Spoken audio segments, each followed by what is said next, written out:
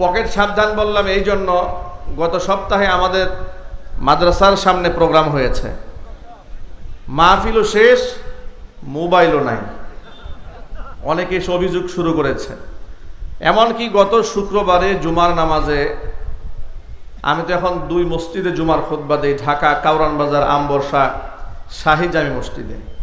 তো নামাজের পরে মুক্তাদি মুসল্লিরা মুসাফার জন্য ভিড় করে না, বিরাট ভিড়, অনেক লম্বা ভিড়। ওই ভিড় ঠেলে এক মুসল্লি আমাদের সাথে মুসাফা করতে এসেছে। মুসাফা করতে আসার পরে তো এগুলো তো রেকর্ড হয়েছে, বিভিন্ন ক্যামেরায় মিডিয়ারা ভিডিও করেছে। ওই ভদ্রলোক আজকে আমাকে হোয়াটসঅ্যাপে ভিডিও ক্লিপ পাঠিয়েছে যে হুজুর, এই যে মুসাফার সময় প্রচণ্ড ভিড়ের মধ্যে আপনার সরাসরি পেছনে যে লোকটা, এই লোকটা আমি। তা আমি বললাম, তো কি উদ্দেশ্যে আপনি আমাকে মেসেজ করলেন? বলে, হুজুর দুঃখের কথা হচ্ছে ওই ভিড়ের মধ্যে আমার পকেট থেকে মোবাইলটা নিয়ে গেছে। এই জন্য আপনাদেরকে আমি আগেই সতর্ক করছি যে মোবাইল টোবাইল সাবধান রাখেন, মালকে হেফাজত করেন। ঐতিহ্যবাহী গাজীপুর জেলার অন্তর্গত শ্রীপুর উপজেলার রাজাবাড়ি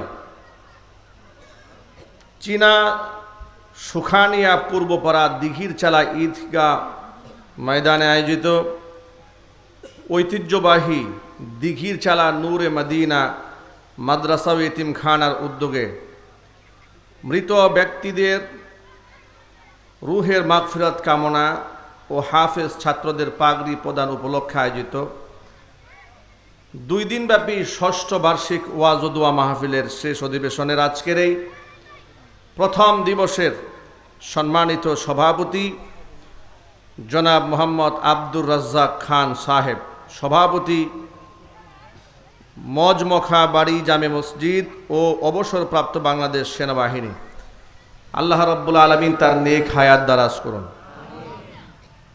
উদ্বোধক হিসেবে উপস্থিত রয়েছেন জনাব মোহাম্মদ ইয়ালদুস মোল্লা, সহ সাধারণ সম্পাদক অত্র মাদ্রাসা ও সহ প্রচার সম্পাদক রাজাবাড়ি ইউনিয়ন বিএনপি, আল্লাহ পাক তার নেক হায়াত দারাজ করুন। প্রধান অতিথির আসনকে অলঙ্কৃত করেছেন আলহাজ মোহাম্মদ রকিবুল ইসলাম সাহেব, সাধারণ সম্পাদক রাজাবাড়ি ইউনিয়ন বিএনপি, আল্লাহ রাব্বুল আলামিন তার নেক হায়াত দারাজ করুন। তার খিদমাতের ওসাত এবং পরিধিকে আল্লাহ পাক বৃদ্ধি করে দিন। এছাড়াও আমন্ত্রিত বিশেষ অতিথিবৃন্দ, হাজারাত ওলামায়ে কেরাম, মুরব্বিয়ানে আযম, অত্র এলাকা এবং পার্শ্ববর্তী এলাকার বিভিন্ন প্রান্ত থেকে ছুটে আসা দিনদরদি, ইমানদার, পরহেজগার, মুত্তাকি মুসলিম ভাইয়েরা, পর্দার অন্তরালে অবস্থানরত আমাদের সকলের শ্রদ্ধাভাজন পর্দানিসীন মা এবং বোনেরা, মহান আল্লাহ রব্বুল আলামিনের দরবারে আলিশানে লাখ কোটি শুকরিয়া আদায় করছি যে মহান মুনিব আমাদেরকে মুক্ত আকাশের নিচে দিল খোলা মন নিয়ে, কোরআন সামনে নিয়ে স্বাধীনভাবে কথা বলার পরিবেশ করে দিয়েছেন, শোনার সুযোগ করে দিয়েছেন। পারমিশন ছাড়া একমাত্র আল্লাহর অনুমতি সাপেক্ষেই কোরআনে কারীম সামনে নিয়ে বুক ফুলিয়ে মাথা উঁচিয়ে কথা বলার মতো অবস্থা তৈরি করে মঞ্চে আল্লাহ পাক আমাদেরকে বসিয়েছেন, আপনাদেরকেও বসার সুযোগ করে দিয়েছেন। এই জন্য আপনারা খুশি না বেজার? কম না বেশি? উচ্ছ্বসিত কণ্ঠে, খুশি মনে, মন প্রাণ উজাড় করে আল্লাহ পাকের শেখানো ভাষায় শুকরিয়া আদায় করছি। জবান ছেড়ে দিয়ে সকলে একযোগে বলছি আলহামদুলিল্লাহ। রব্বানা লাকাল হামদ হামদান কাসীরা তাইয়িবান মুবারাকান ফীহি রব্বানা লাকাল হামদু কামা ইয়ানবাগি লিজালালি ওয়াজহিকা ওয়া আযীমি সুলতানিকা। আল্লাহ রাব্বুল আলামিন আজ এবং কালকের মাহফিলকে কবুল করুন। এই মাহফিলের ধারাবাহিকতাকে আল্লাহ তাআলা কিয়ামত পর্যন্ত মঞ্জুর করুন। দিঘির চালা নূরে মদিনা মাদ্রাসা ও এতিমখানাকে আল্লাহ তাআলা কিয়ামত পর্যন্ত কবুল করেন। মাদ্রাসার সমস্ত হাজাত আল্লাহ পাক তার গায়বে খাজানা থেকে মিটিয়ে দিন। অক্লান্ত পরিশ্রম করে এই জান্নাতের বাগান যারা সাজিয়েছেন, দূরদারাজ থেকে শোনার জন্য যারা এসেছেন, আজকের মাহফিলের ওসিলা করে আল্লাহ তাআলা সকলকে পরিপূর্ণ হেদায়েত নসিব করুন। অত্র এলাকার সমস্ত মুর্দিগানের কবরে আযাব আল্লাহ পাক কিয়ামত পর্যন্ত বন্ধ করে দিন। কাল হাসরের কঠিন ময়দানে এই আয়োজন আল্লাহ পাক আমাদের সকলের নাজাতের জারিয়া হিসেবে কবুল করুন। প্রিয় ভাইরা, এক বাক্যে জবাব দিয়ে বলুন তো, হেদায়েত দেওয়ার মালিককে?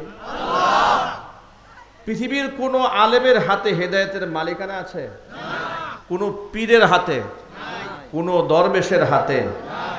ওলি পীর দরবেশ তো অনেক দূরের কথা, পৃথিবীর কোন নবী রাসূলকেও আল্লাহ হেদায়েতের মালিক বানাননি।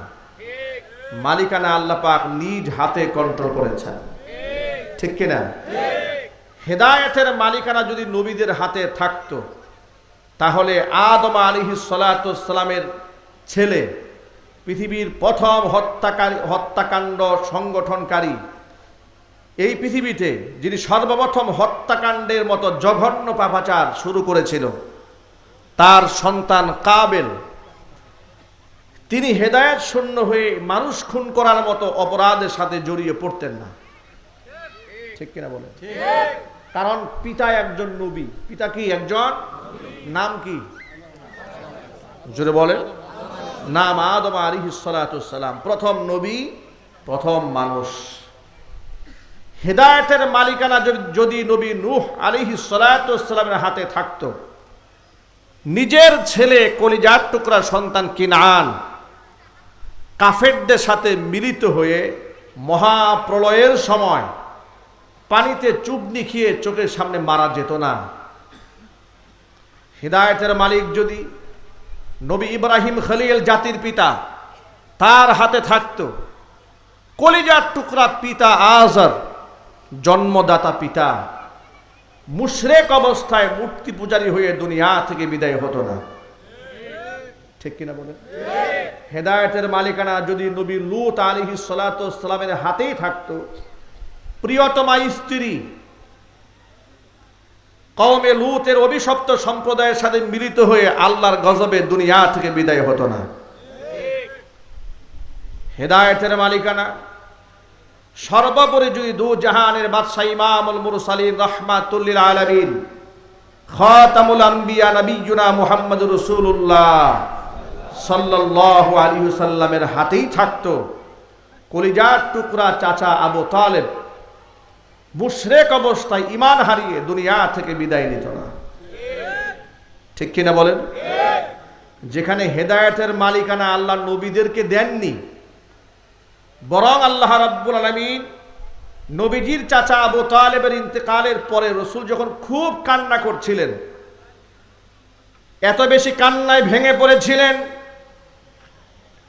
সূরা কাসাসের মধ্যে আল্লাহ পাক আয়াত নাজিল করে হুজুরকে বললেন, ওয়া ইন্নাকা লা তাহদি মান আহবাবতা ওয়ালাকিন্নাল্লাহা ইয়াহদি মান ইয়াশা। নবীজি, আপনার চাচা আবু তালেবের ইন্তেকাল হয়েছে কুফরি হালাতে, তিনি হিদায়াত শূন্য হয়ে মারা গিয়েছেন, এই আফসোসে আপনি কান্না করছেন। কেন আপনি কান্দেন? ওয়া ইন্নাকা লা তাহদি মান আহবাবতা, যাকে খুশি তাকে আপনি হিদায়াত দিতে পারবেন না, ওয়ালাকিন্নাল্লাহা ইয়াহদি মান ইয়াশা, যাকে খুশি তাকে হেদায়েত দিতে পারে একমাত্র আমি আল্লাহ রাব্বুল আলামিন।